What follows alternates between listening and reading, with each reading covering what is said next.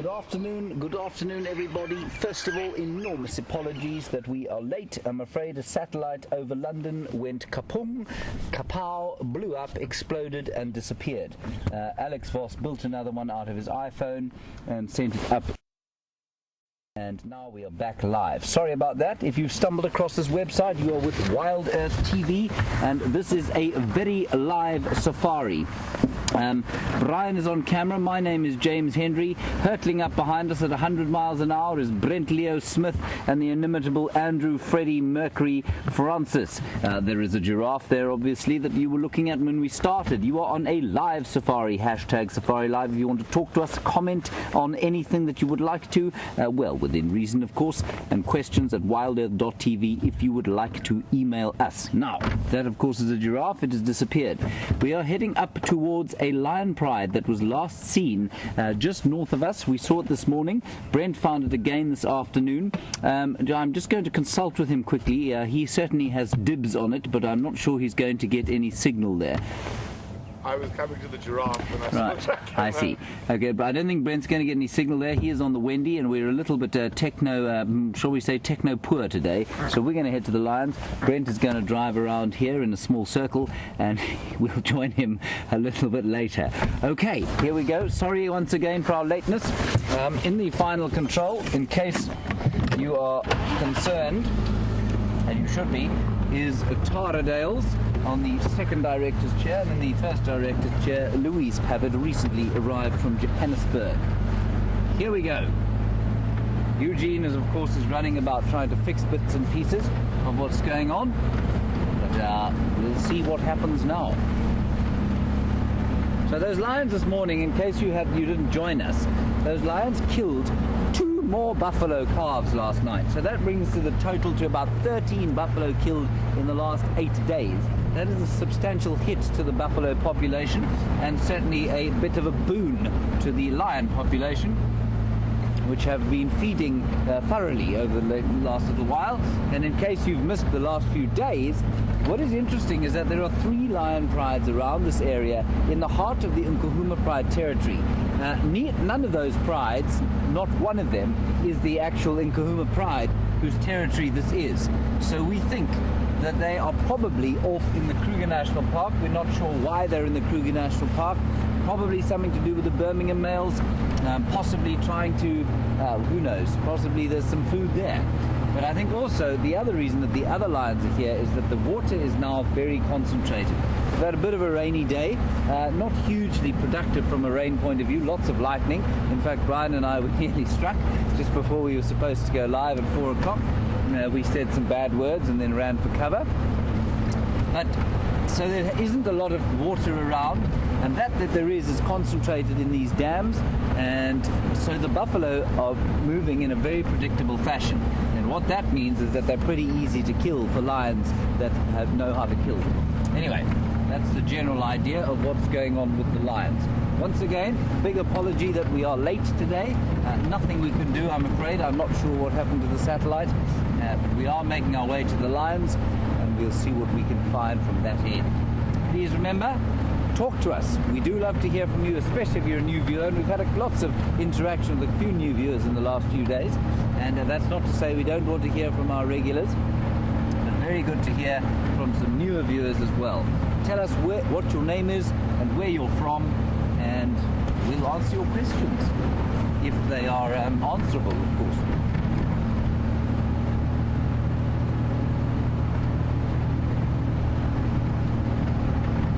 As you can see, the weather is probably, I would put it at about 16 degrees Celsius, 61 degrees Fahrenheit. It's blustery, there's wind blowing from all directions, there's thunder around the place, and there's certainly a feeling that we might be dumped upon by these clouds at any stage. But this is kind of early summer frontal weather, and it often doesn't bring rain.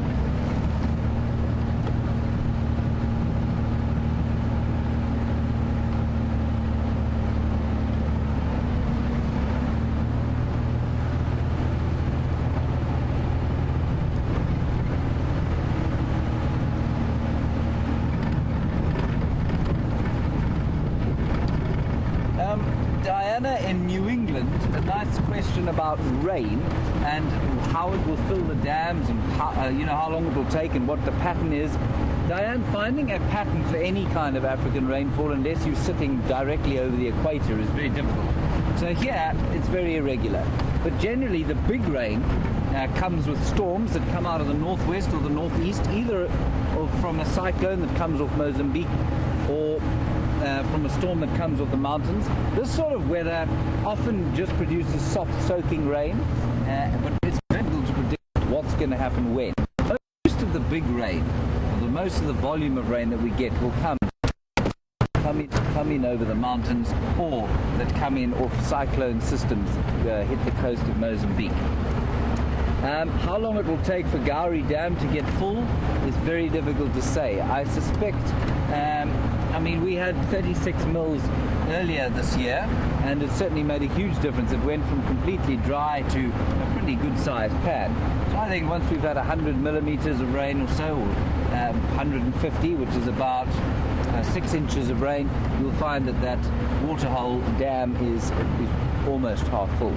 Now, we're going through a slightly dodgy signal area here. If you do lose us, please be patient. It's not because the second satellite has exploded. We will be back with you as soon as we hit the cut line. So I'm not going to talk too much as I go through this particular area.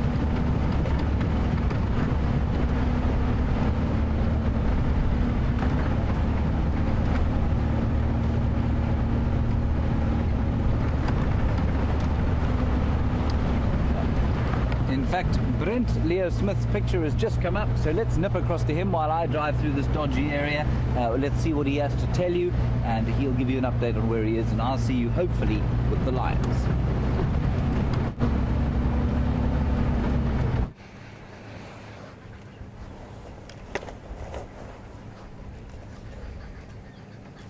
Welcome. My name's Brent Leo Smith, and I have Andrew Francis on camera with me today. And while James races off to the kitty cat due to our limited range, I managed to find quite a nice group of giraffes here. There's about 6 of them spread out through the bush. And you are very welcome on a live African safari. And you're seeing these giraffes at the exact same time as me, and very hopefully you'll be seeing some lions at the exact same time as James very shortly. That giraffe seems to be very interested in what I'm saying, but still not going to let go of that buffalo thorn that it's feeding on. That's a female giraffe, and without saying the obvious bits, you can tell that by her head. You can see she's got quite small horns, and they're quite hairy. A male would have a far more robust set, and also some scar tissue and bumps up on his forehead from fighting. Also possibly quite a lot taller than her.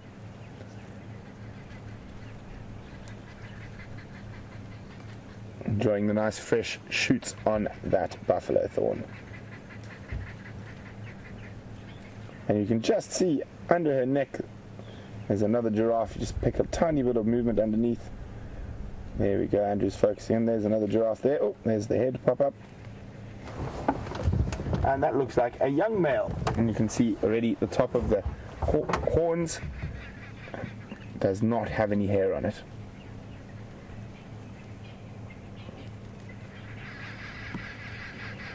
Quite often considered to be silent, but they are not. They do have various grunts and snorts that they do make from time to time,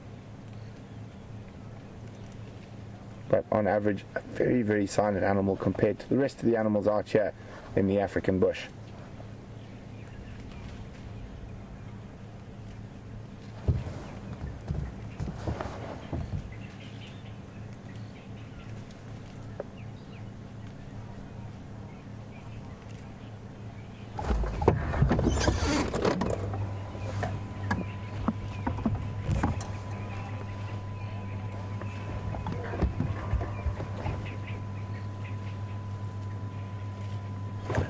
Let's have a look if we can see some of the other giraffe around there.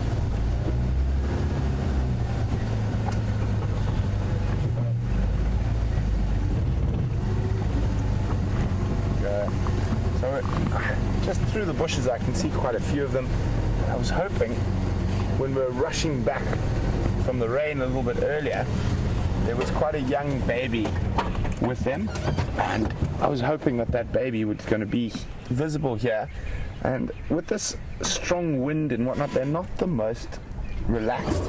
Obviously everyone's a little bit more nervous if you are not an apex predator in this wind.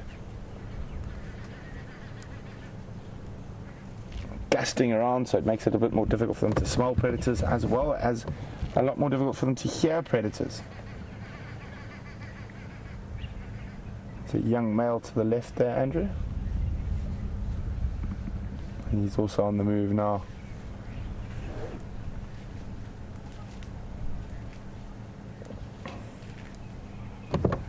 And there's some zebra through the bushes as well, in between those two buffalo, or the buffalo thorn and the knob thorn there, Andrew. Straight through that gap. Oh, disappearing. So a little bit to the... Oh, let's try see if we can sneak forward again. There we go. There's young Gerald.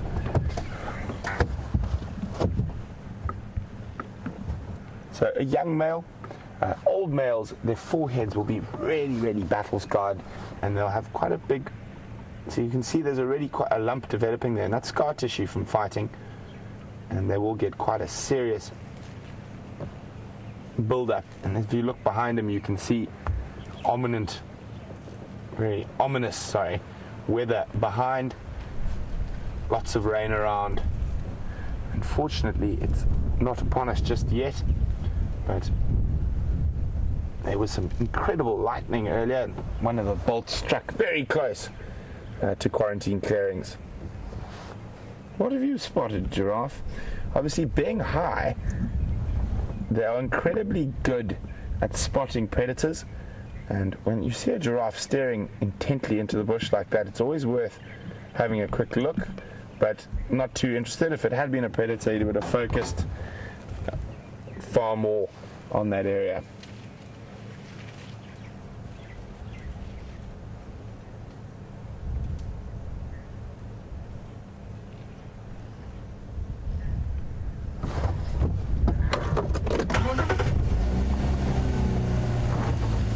Okay, let's see if we can get ourselves out of here without getting stuck in the thorns.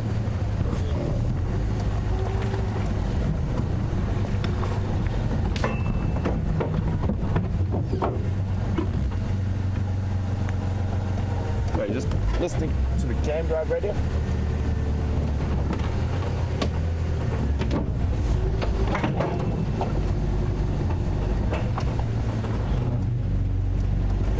There we go. Needle our way between the trees.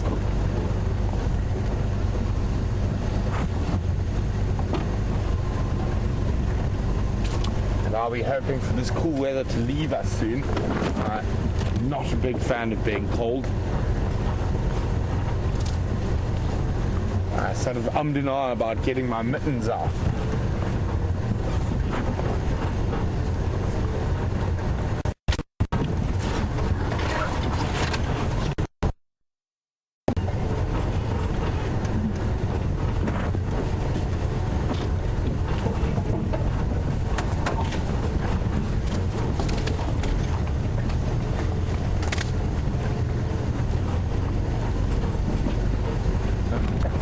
There's a big bump. Chatting about the weather and those bolts of lightning that were around earlier. Got quite an interesting question from Yana. He says, well, domestic dogs turn into very scared little balls of fur during these big thunderstorms. Wondering if wild dogs do the same. They do not, Yana. They live out in the bush, and they're probably exposed to those very loud noises from a very young age and take it as parcel of life. I've never seen them react negatively to thunder before. And so guys, I'm gonna go through these trees in front of us here, and I know a lot of you worry that we might damage the bush. We're very particular about which trees we drive over and also how we drive over trees. So we straddle them with the middle of the vehicle, and a lot of the tree species here will just pop up. And just remember, almost all of these trees get fed on by elephants regularly, and they'll carry on growing even after they've been broken by elephants. So us just moving over them quickly doesn't really do any harm to them, and we avoid all very slow growing trees, so like Timbuji trees or African ebonies, things like that. But fast growing trees like acacias and terminalias, which are in front of us, those us no problem.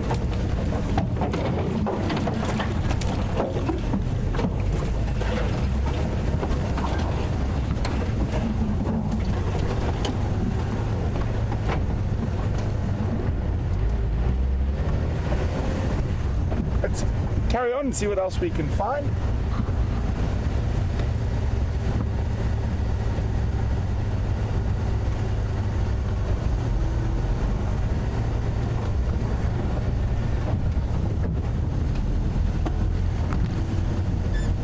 Wonder if this cool weather is going to move all the elephants we've had around us recently. I hope not. I've really enjoyed having so many elephants on the property for the last while.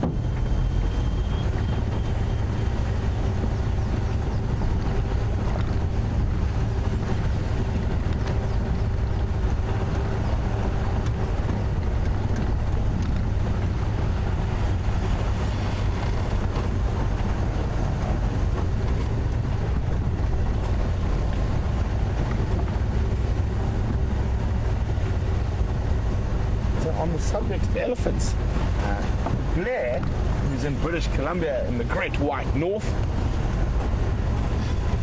was wondering, she said she saw an elephant standing on top of a termite mound. Must have been with James this morning on the sunrise safari, and she's wondering, and she said she's heard they could be like cement, and if it can hold a 6-ton elephant, how do animals like aardvarks or ant bears, hyenas, warthogs, etc. dig into those termite mounds? So, well, they're very, well, the one who actually does all the digging is the aardvark. The others just excavate afterwards. They've got incredibly specialized, huge frontal claws that enable them to dig through that hard stuff and break up that substrate.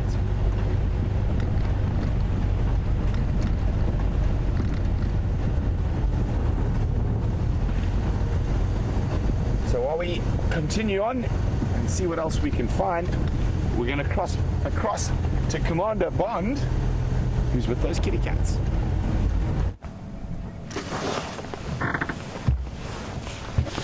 Hello everybody. Here are the lions. I'm not sure that they are quite the kitty cats that Brent described them as, but we've got the 2 females here feeding on what remains of an expired buffalo that they killed last night. The rest of the pride is dotted about the place. One male lying in a position unbefitting the king of the jungle, just to the right-hand side of your screen. Can't show him to you because there's a vehicle looking at him. And then the others off to the left of your screen, some of them heading towards the water, it would seem, and others just lying fat. There we go. That looks to be a male, as you can see behind the tail. A couple of bits and pieces that aren't there in the females.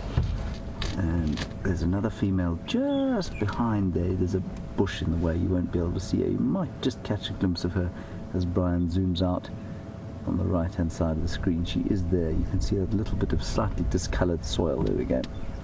Brian's got her. That's her there. Okay, so that's the 6 of them. 3 young males, 3 females, and the oldest one, the most mature, and not the dominant one. We had lots of questions this morning about dominance in lion prides, and remember that there's no real dominance hierarchy. It's based purely on size. That female, I think, is the oldest in the pride, and quite nice, quite interesting. Her mother also had a tail missing. which of course is quite odd. They both have succumbed, possibly to hyenas biting them off, possibly to ticks getting in there and biting them off. It's difficult to say how. But this is a pride called Salala Pride, and for those of you who haven't been watching, the core of their territory is in fact way south of here, mostly around a farm called Marthley, which is part of the world-famous Londolozi Game Reserve. And that's normally where they hang out. So why they're this far north, it's difficult to say. I suspect that it is the movement of buffalo that has moved them up here, and also the absence of the owners of this territory, the Nkuhuma Pride, who have absconded into the Kruger National Park to the east of us. Quite a sight, that.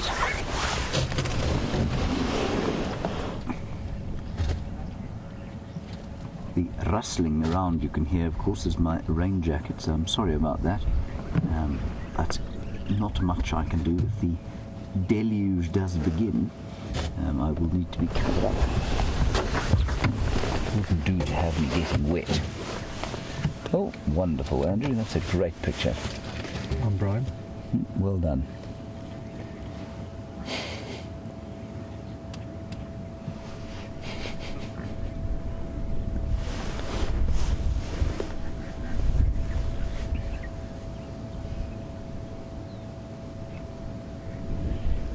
And then just to reiterate for Ashley in North Carolina, thank you for your question. You want to know why it is that the three prides that are around here now have not been chased out of the Nkuhuma Pride's territory. And the simple fact of the matter is that the Nkuhuma Pride is simply not here to chase them out. They've run into the Kruger. We don't know why. I think it's probably got quite a lot to do with the Birmingham boys, 5 young male lions who've recently come into the area and created a huge amount of upheaval. They've killed 3 of the Nkuhuma lionesses, and that kind of sort of distress that has been inflicted upon the Nkuhuma Pride has made them very skittish. They probably aren't roaring, they probably aren't marking their territory like they would normally, and that means, of course, that other lions will sort of see this as a vacuum, an empty territory that they can come and live in. Now you can see that she's a very, very big lioness, that she's got very powerful back legs, and I think probably they look even more powerful because of her stubby little tail. She looks a little bit like a Doberman from behind, a pretty big Doberman.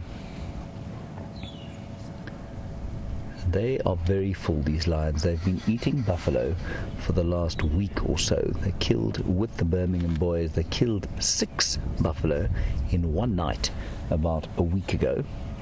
And so they're not probably very hungry, but as we had lots of discussion this morning, the lions will not necessarily eat only when they're hungry. They will certainly eat, as much as they can, as often as they can. And if they were to have meat in this area for the next 2 or 3 weeks, I think what you'd find is that they stayed put. They don't necessarily choose to do a huge amount of exercise, a bit like your house cat, who is very content to eat and sleep all day long. House cats are teenagers, very similar sorts of behavioral patterns. And just to give you kind of sense of the sounds and smells that we're having here, nice feeling of a cool breeze on our backs, every so often interspersed with an acidic jolt from the lion dung that has been deposited around here. Certainly made me substantially balder this morning.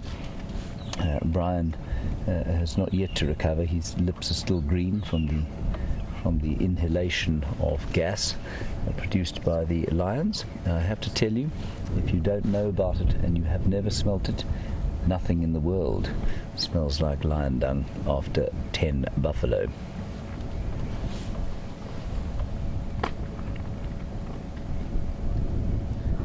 That was a calf.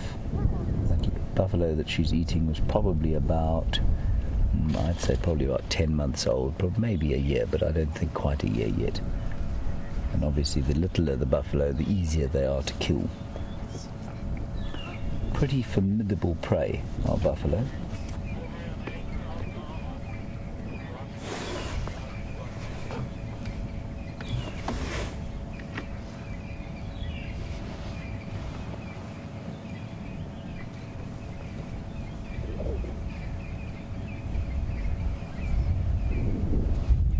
An interesting comment from Barb G, and it's a good one. You say they arrived a few weeks ago looking stressed and injured, and they seem to have recovered, and they're a lot more, you say they're pretty adaptable.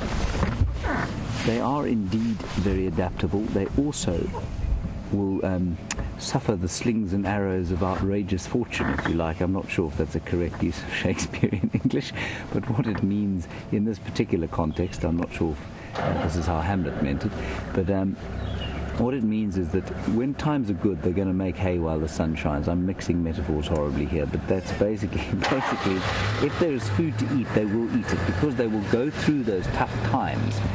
So a little while back, they were injured, they were hungry, they had nothing to eat, they were probably on the run, possibly from the Birmingham boys, possibly from those Matimbas who've been thrown out of this area by the Birmingham boys, and they came up here, and now suddenly they've got so much to eat, they're not going to turn that opportunity down. They're going to eat themselves into a stupor for as long as they can, because there's no question at some stage they will come upon hard times again.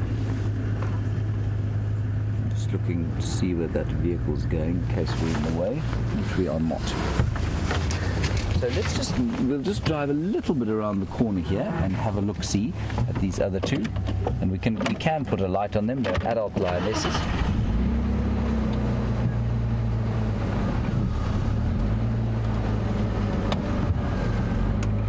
It's an interesting question from Sandy in Palm City.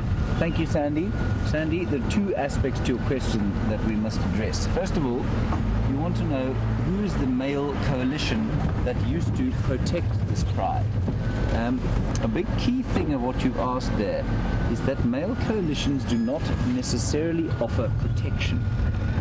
What they offer is a little bit in the way of security, but they certainly don't defend the pride against other marauding males. So if males do come into an area, if they're in a male's territory,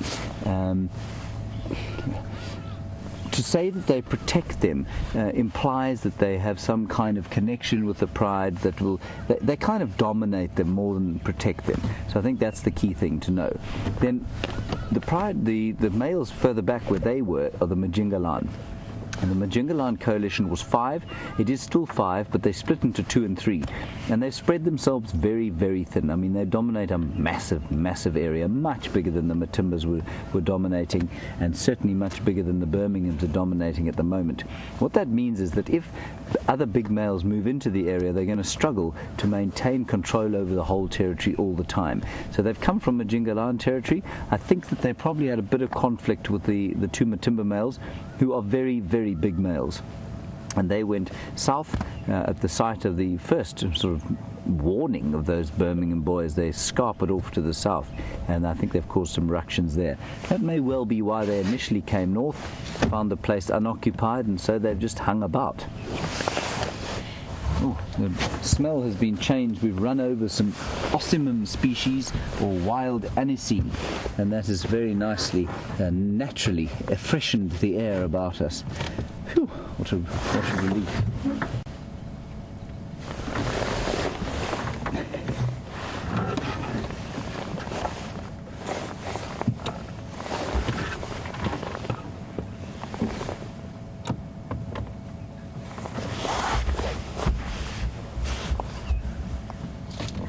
Very, very nice to have Miriam from KwaZulu-Natal with us. Miriam, you want to know, do lions, if they kill each other, eat each other? Miriam, cannibalism in lions is well known and well documented, so absolutely they will. They will eat each other. They don't always eat each other, but certainly sometimes they will.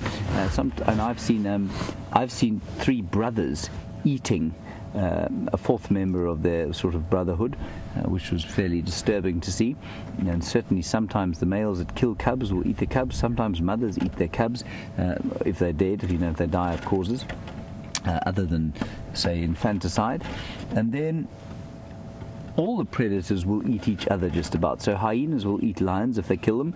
They'll certainly eat leopard if they kill them, and leopard will eat jackal. They'll eat wild dogs if they can catch them. So yeah, there's no real honour amongst thieves, as it were. The one thing that isn't often done is that lions don't often eat hyenas. They'll often kill them, but they don't often eat them, and I think that's probably because of what hyenas eat. I suspect they taste pretty disgusting. I suspect likewise a lion will taste pretty foul. They are huge scavengers as well as being hunters. Not a fact that was very accurately portrayed, for example, in The Lion King. You can see the others. I'll just put a light on the others quickly. There are the rest of the pride down there. A bright orange glow. That's two more of them. And there was another one there that's going down to have a drink.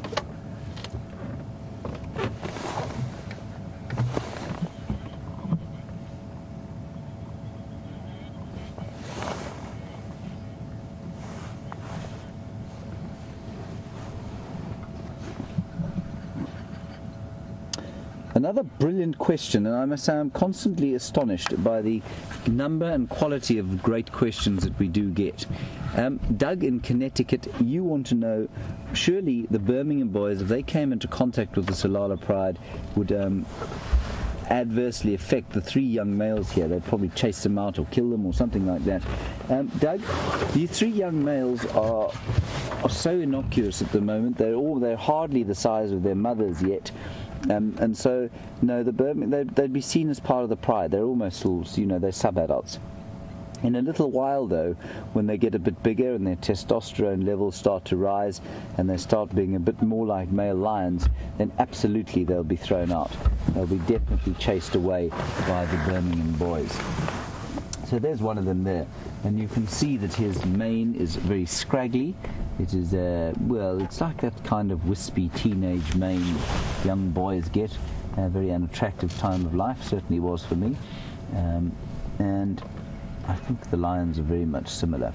So Doug, excellent question, but that's why they wouldn't necessarily attack them.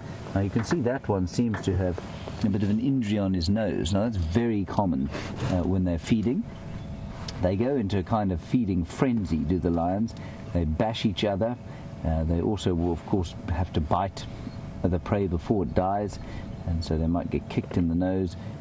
But that's probably inflicted by another lion. That looks like another lion has scraped him on the nose, and that's very common. You'll find lions always have got, unless they live in captivity, have got scars across the top of their faces, and that's normally from feeding frenzies. And those feet are still the size of lionesses' feet. They're not yet anything like the size of the Matimba male feet or the Birmingham ones. The Matimbas, I think, are quite a lot bigger than the Birminghams. Birminghams will still put on quite a lot of weight. They're about 4.5, almost 5 years old probably. They'll still put on a bit of weight.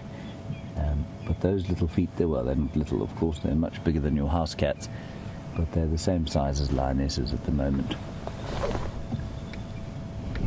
There's fat belly.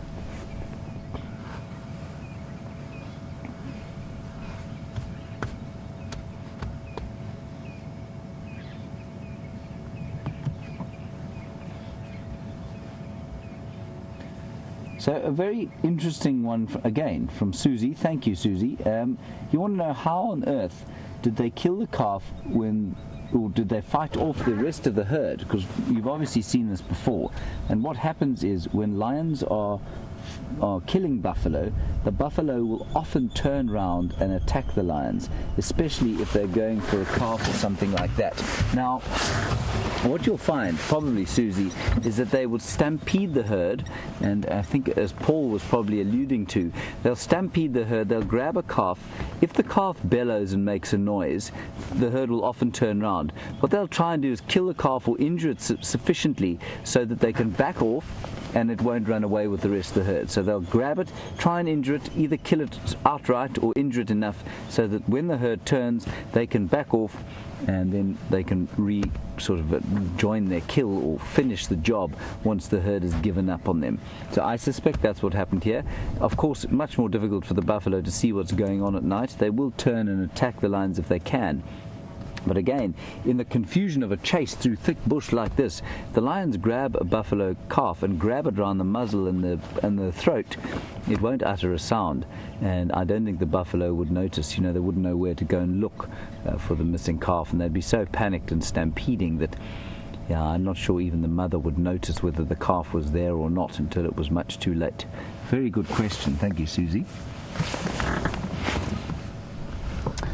This is, of course, what lions do most of the time, lie down and do nothing. But I think we'll spend a bit more time with them simply because as the night falls, Brent has certainly predicted that we may well get some hyena activity here. And I think that that's probably quite a good prediction. The hyenas may well come around and see if they can't steal something to eat.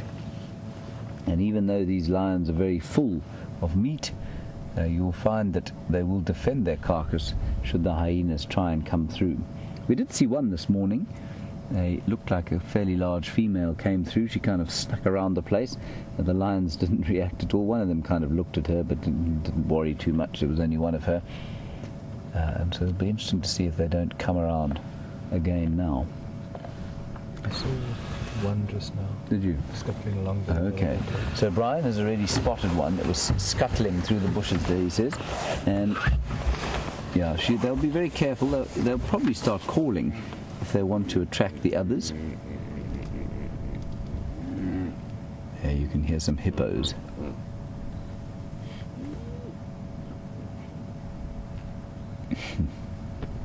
Otherwise all is pretty quiet here. I think let's go back to the carcass. There certainly seemed to be the sound of crunching bones and meat being eaten or rendered from the flesh being rendered from the carcass. Let's go and have a look there.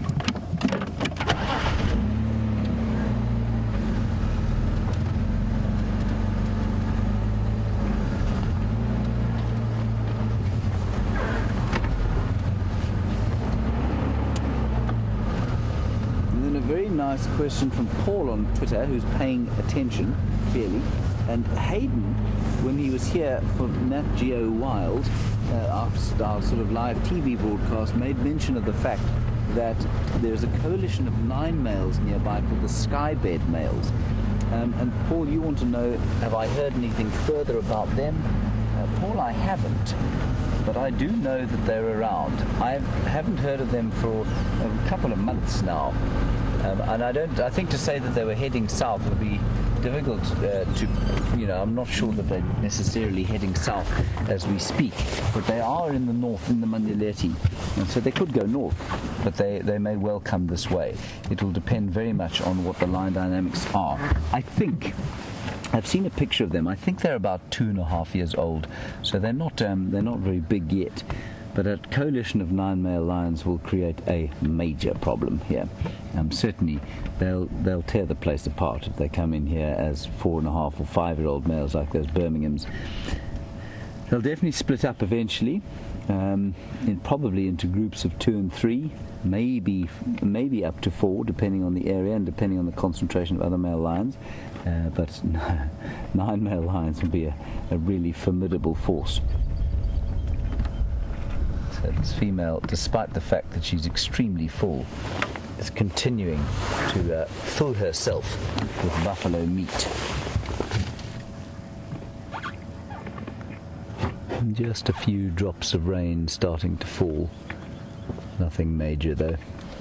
And mercifully, no more lightning.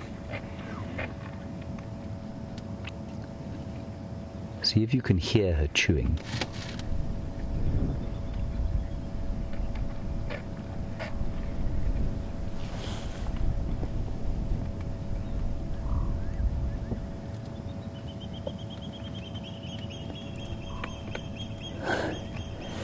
Now what she's doing there is not in fact chewing. She's got very specially adapted molars. So if you run your tongue around your teeth, around the molars and the molars of the back teeth, yours are very flat. Unless you're very odd, you have got flat molars at the back. Now if you've got a house cat or a dog nearby, grab it, put it on your lap and open its mouth. Don't get bitten, of course, but see if you can peel back its lips and have a look at the molar teeth. Now those molar teeth in any of these predators, like your dog or your cat, are called carnassials, and you can see that they're quite sharply ridged. They're like little knives. And what they do is, when they close over each other, you can now, if you've got a particularly compliant dog or cat, open and shut its jaws and watch how the teeth at the back close over each other. And you'll find that unlike ours, they don't close on top of each other, they close to the side. Probably the top jaw closing inside the bottom jaw, or the other way around. I'm not actually sure which it is. Ooh, big lion coming this way, running at high speed. Oh, there we go. Not sure what on earth is going on. This could be interesting.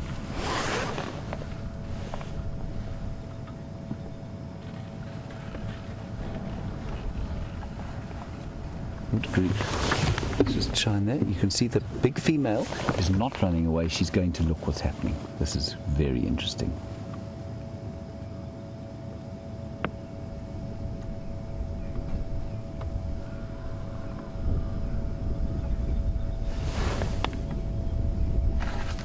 Sorry, I'm just looking. The male has scarpered.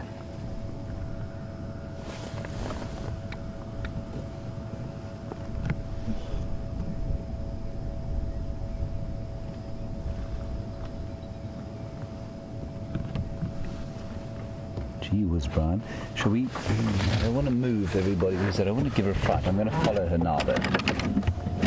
And just to keep you informed, Brent says it is raining on quarantine clearings. If the rain comes here, I'm afraid we have to run for home because we're on a vehicle with a lot of electricity on it, and Brian will basically be cooked like a boiled fish. Yeah. 1, 2, 3. What is he running from? I wonder what he saw.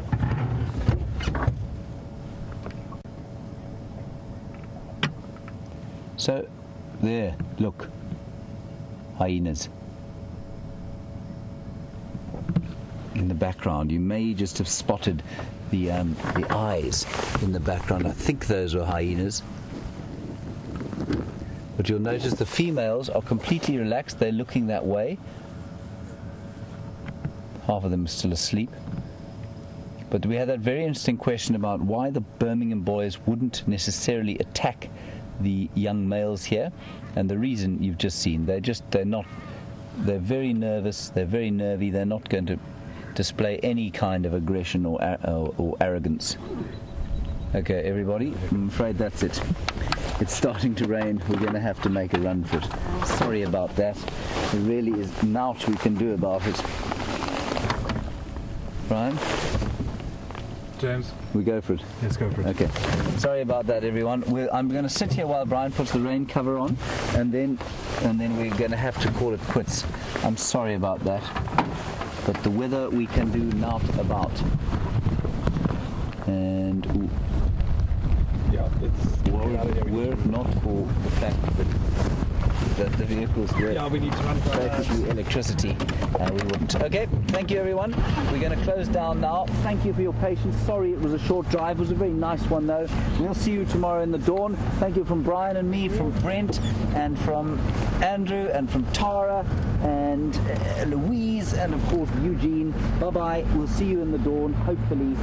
Keep safe. I'm sorry it was late. Bye-bye.